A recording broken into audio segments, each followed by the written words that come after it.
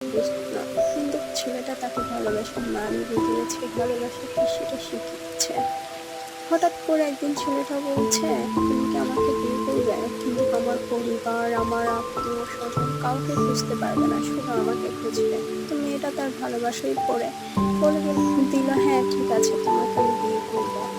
কিন্তু ছেলেটা না তাকে বিয়ে করলো। তার পরিবারের কাছেও তাকে নিয়ে গেল না, কোথাও নিয়ে গেল না, বিয়ে করলো।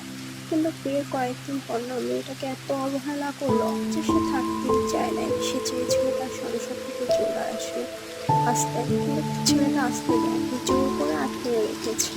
কিন্তু যখন সে সংসারের প্রতি মায়া জন্মালো, যখন সে সংসারটা করতে চাইলো, তখন না ছেলেটাই তাকে অবহেলা করলো, তার প্রতি কোনো খেয়াল রাখে না, তাকে যত্ন নেয় না।